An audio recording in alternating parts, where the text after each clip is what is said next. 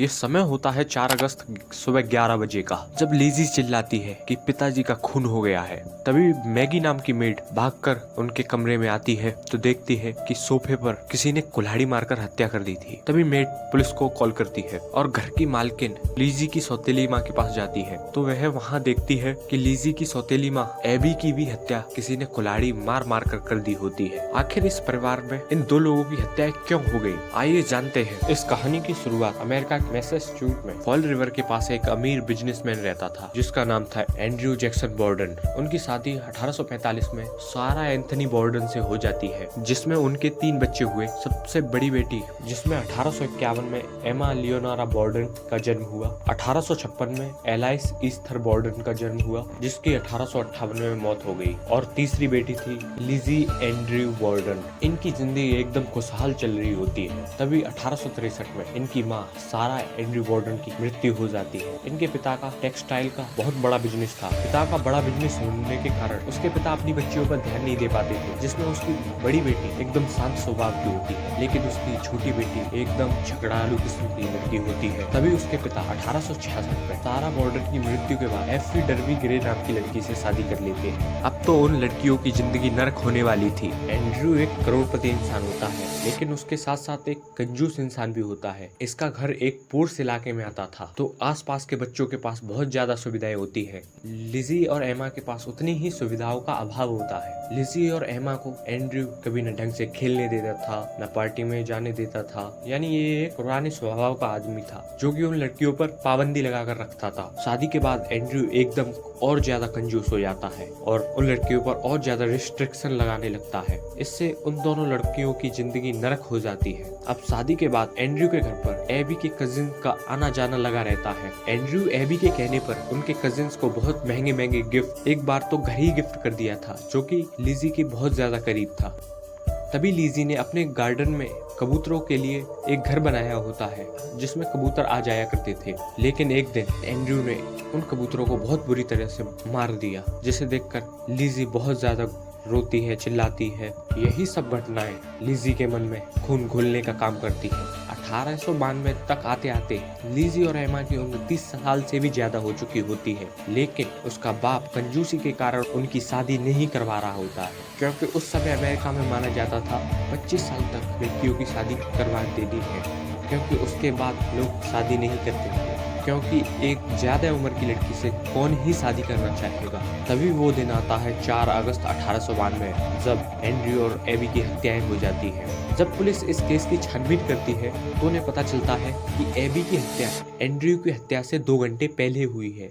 यानी कि एंड्रयू की हत्या लगभग 11 बजे के समय हुई है तो इसका मतलब एबी की हत्या लगभग 9 बजे के करीब हुई होगी। पुलिस उस घर में रहने वाली मेड मैगी से पूछताछ करती है तो वह बताती है कि वह बाहर 11 बजे के समय क्लीनिंग का काम कर रही होती है, और जब लिज़ी चिल्लाती है तब वह भागकर घर के अंदर जाती है। और एमा से पूछा जाता है तो वह भी ऐसा ही कुछ जवाब देती है, लेकिन लिज़ी बार बार अपने बयान बदल रही होती है। लिज़ी कभी तो कहती है जब पिता घर में आए तो वह आयरन कर रही होती है, कभी कहती है कि गार्डन में बैठी होती है, लेकिन एक बार तो यहाँ तक कह देती है जब पिता वॉक करने के बाद घर आए तो उसने अपने पिता को स्लीपर भी दी थी। लेकिन यह बात बिल्कुल गलत होती है, क्योंकि जब एंड्रयू की हत्या होती है उस समय एंड्रयू बूट पहने हुए था तो स्लीपर पहनने का नामो निशान ही नहीं था। तभी पुलिस का शक सबसे ज्यादा लिज़ी पर जाता है तो पुलिस एमा और मैगी से नॉर्मल सवाल पूछती है लेकिन लिज़ी से ऐसे ही सवाल पूछती है कि तुम उस वक्त क्या कर रही थी। तभी पुलिस को लिज़ी के कपड़ों पे एक खून की बूंद दिख जाती है तो लिज़ी कहती है कि उस दिन उसने सूप खाया होता है, यह उसका निशान है। अब पुलिस सबको जाने देती है। जब घर में रात होती है एमा को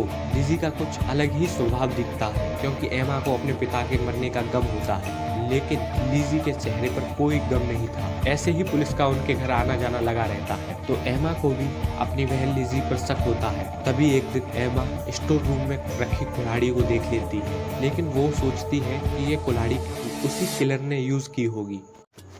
लेकिन पुलिस आकर लिज़ी को शक के आधार पर पकड़ लेती है और उससे कुछ दिन पूछताछ चलती है।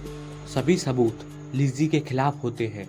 अब केस कोर्ट में जाता है जिसमें मैगी, लिज़ी और एमा के बयान लिए जाते हैं। जिसमें एमा लिजी का ही फेवर करती है।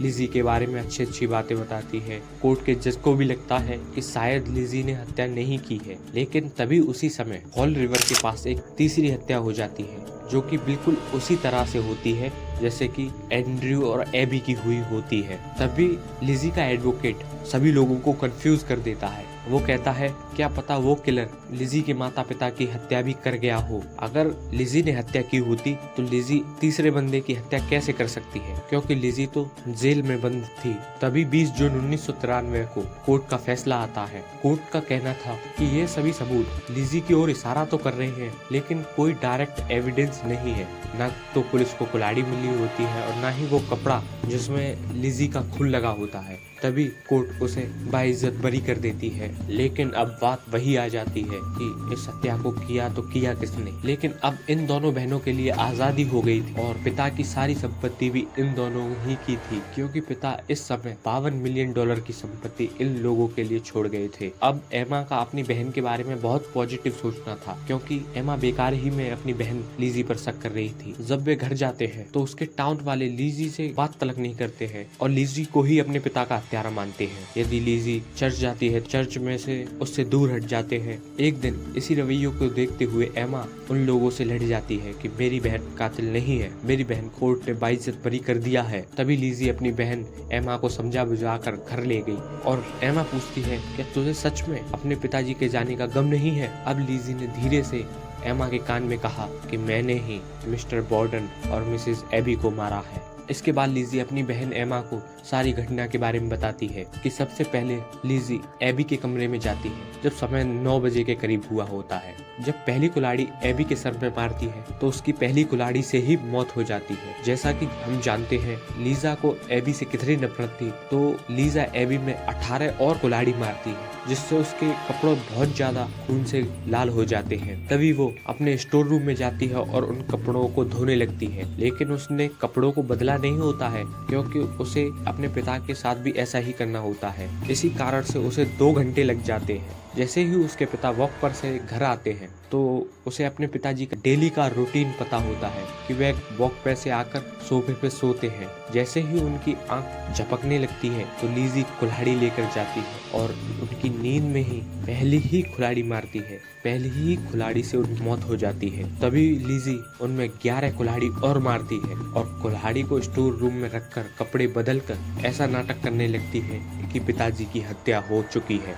इसके बाद एमा ने घर का और पैसे का बंटवारा कर लिया और कहीं और जाकर शिफ्ट हो गई। इसके बाद ये दोनों बहनें कभी नहीं मिली।